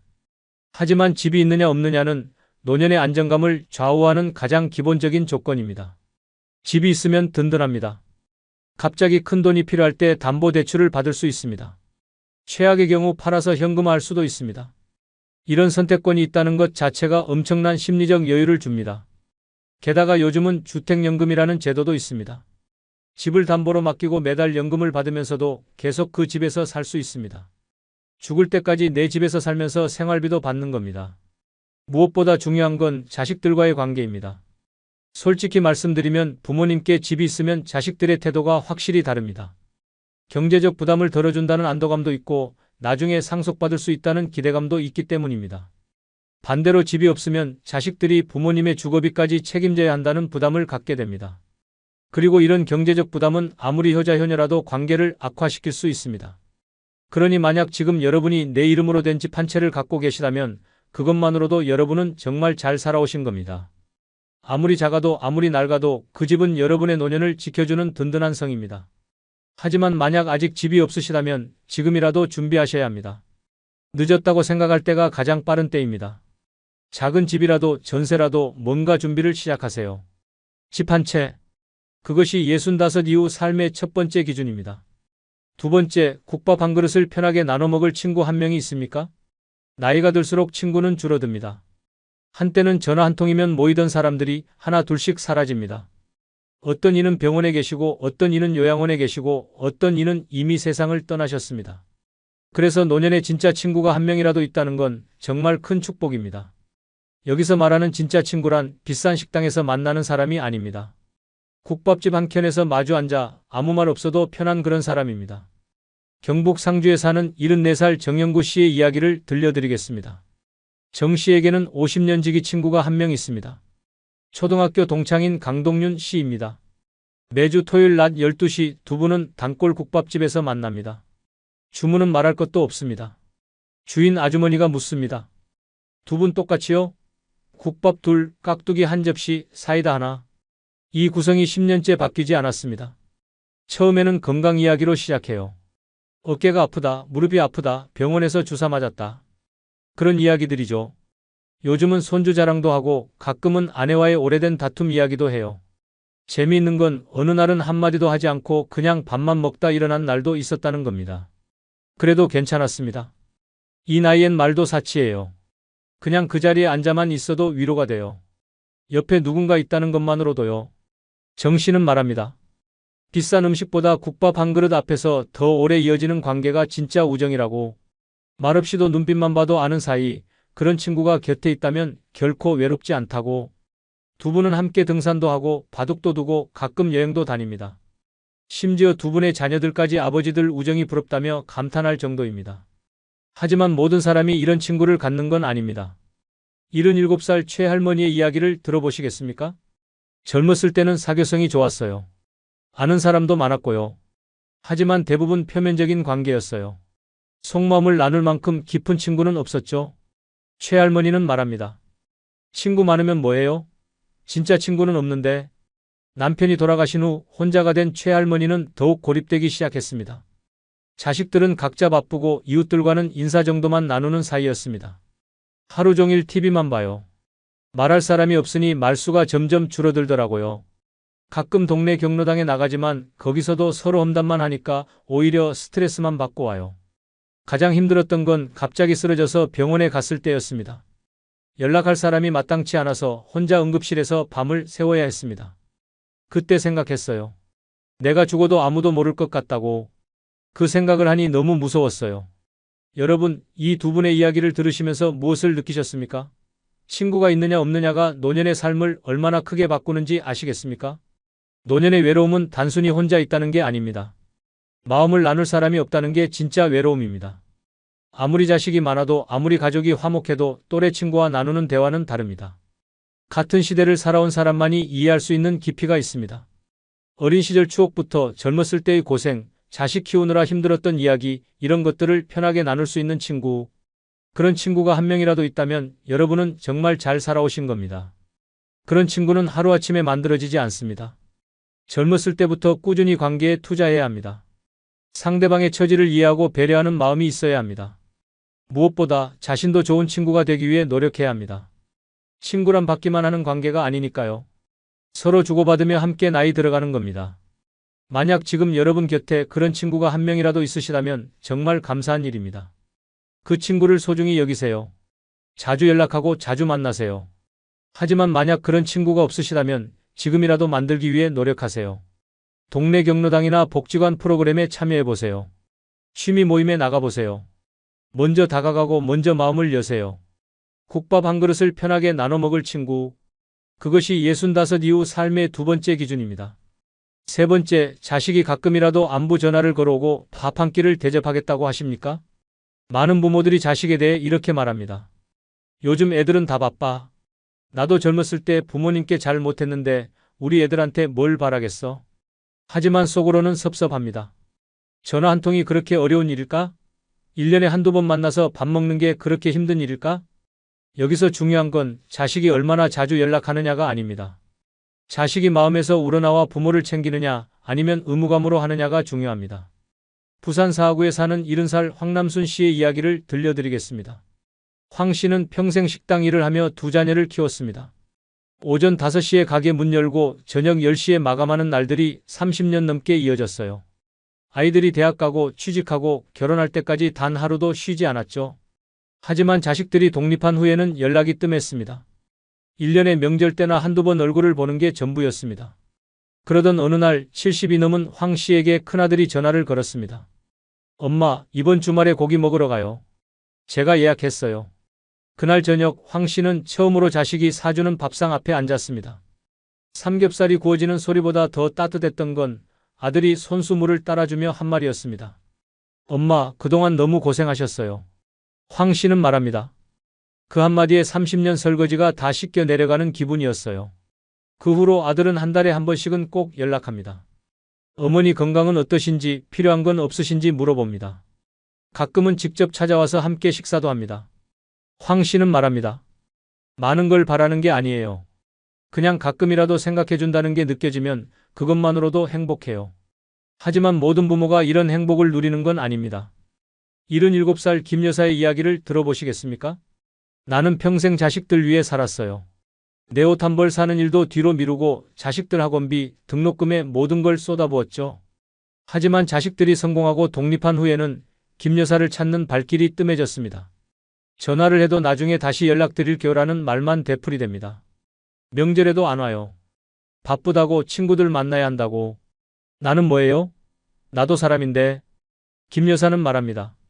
내가 뭘 잘못했나 싶어요. 이렇게까지 헌신했는데 이게 돌아오는 거예요? 여러분, 이 두 분의 이야기를 들으시면서 무엇이 다른지 아시겠습니까? 황 씨는 자식에게 감정을 표현했습니다. 그동안 힘들었다, 섭섭했다, 보고 싶다. 이런 말들을 솔직하게 했습니다. 반면 김 여사는 평생 참기만 했습니다. 섭섭해도 말하지 않고 힘들어도 내색하지 않았습니다. 자식들이 알아서 챙겨주기를 기다렸습니다. 하지만 자식들은 모릅니다. 부모님이 말씀하지 않으면 괜찮으신 줄 압니다. 바쁜 일상에 치여 살다 보면 부모님 생각이 나지 않을 수도 있습니다. 그래서 감정 표현이 중요합니다. 보고 싶다, 외롭다, 내 목소리가 듣고 싶다. 이런 말들을 하셔야 합니다. 창피한 게 아닙니다. 부모도 사람입니다. 감정 있고 외로움을 느낍니다. 그리고 자식이 뭔가 해줬을 때는 고마움을 표현하세요. 덕분에 기뻤다. 내가 와서 얼마나 좋았는지 모른다. 이런 말들이 자식의 마음을 움직입니다. 만약 지금 여러분의 자식이 가끔이라도 안부를 묻고 밥 한 끼를 사겠다고 한다면 여러분은 정말 잘 살아오신 겁니다. 그것은 여러분이 자식을 사랑으로 키웠고 좋은 관계를 유지해왔다는 증거입니다. 하지만 만약 자식과의 관계가 소원하다면 지금이라도 대화를 시도해보세요. 먼저 전화를 걸어보세요. 먼저 마음을 여세요. 자식과의 오해 없는 관계. 그것이 65 이후 삶의 세 번째 기준입니다. 네 번째, 연금이 많든 적든 기본 생계는 충분합니까? 돈이 전부는 아닙니다. 하지만 돈이 없으면 아무것도 할 수 없는 게 현실입니다. 특히 노년에는 경제적 독립이 곧 자존심이고 자유입니다. 경기도 용인에 사는 71살 조 할아버지의 이야기를 들려드리겠습니다. 조 할아버지는 평생 공무원으로 근무하셨습니다. 많은 돈을 벌지는 못했어요. 하지만 성실하게 연금을 준비했죠. 개인연금과 공무원 연금을 합쳐서 월 250만 원 정도 받아요. 큰 돈은 아니지만 조 할아버지 부부에게는 충분한 생활비입니다. 젊었을 때부터 검소하게 살았어요. 자식들 독립한 후에는 작은 아파트로 이사해서 관리비도 줄였고요. 매달 기본 생활비 180만 원, 의료비와 용돈으로 70만 원. 딱 맞아떨어져요. 조 할아버지는 말합니다. 돈이 많지는 않지만 부족하지도 않아요. 자식들에게 부담 주지 않고 살 수 있어서 감사해요. 더 놀라운 건 조 할아버지가 매달 소액이지만 적금도 넣고 계시다는 점입니다. 혹시 모를 큰 병에 대비해서라고 하십니다. 돈이 많아서 행복한 게 아니에요. 필요한 만큼 있고 걱정하지 않아도 된다는 게 행복이에요. 조 할아버지 부부는 일주일에 한 번씩 외식도 하고 가끔 친구들과 여행도 다니며 활기찬 노후를 보내고 계십니다. 하지만 모든 노인이 이렇게 여유롭게 사는 건 아닙니다. 73살 한 할머니의 이야기를 들어보시겠습니까? 평생 자영업을 했어요. 그러다 보니 연금 준비를 제대로 못했죠. 국민연금도 중간에 끊어져서 월 30만 원 정도만 받아요. 기초연금 32만 원을 합쳐도 월 62만 원이 전부예요. 이 돈으로는 기본적인 생활도 어렵습니다. 월세 40만 원을 내고 나면 생활비로 22만 원밖에 남지 않습니다. 이 돈으로 식비, 의료비, 각종 공과금을 해결해야 해요. 턱없이 부족하죠. 결국 자식들이 매달 50만 원씩 보태줘야 겨우 생활이 가능해요. 하지만 자식들도 각자 경제적 부담이 있어서 쉽지 않은 상황입니다. 자식들에게 짐이 되는 것 같아서 죄송해요. 차라리 빨리 죽었으면 좋겠다는 생각도 들어요. 한 할머니는 말합니다. 병원에 가야 할 일이 있어도 돈이 아까워서 참고 지내다가 병을 키우는 경우가 많다고. 젊었을 때 연금이나 노후 준비를 제대로 했어야 했는데 그때는 그런 생각을 못했어요. 여러분, 이 두 분의 이야기를 들으시면서 무엇을 느끼셨습니까? 경제적 안정이 노년의 삶을 얼마나 크게 바꾸는지 아시겠습니까? 돈이 많을 필요는 없습니다. 하지만 최소한의 경제적 안정은 반드시 필요합니다. 그래야 자존심을 지킬 수 있고 자식들에게 부담을 주지 않을 수 있습니다. 경제적 독립은 하루아침에 만들어지는 게 아닙니다. 젊었을 때부터 차근차근 준비해야 합니다. 국민연금을 성실히 납부하고 개인연금이나 퇴직연금을 준비하고 부동산이나 예금 등으로 노후 자금을 마련해야 합니다. 또한 소비 습관도 중요합니다. 젊었을 때부터 검소하게 살고 저축하는 습관을 들이면 적은 수입으로도 충분히 생활할 수 있습니다. 만약 지금 여러분이 기본 생계를 유지할 수 있는 수입이 있으시다면 여러분은 정말 잘 살아오신 겁니다. 돈이 많고 저금이 중요한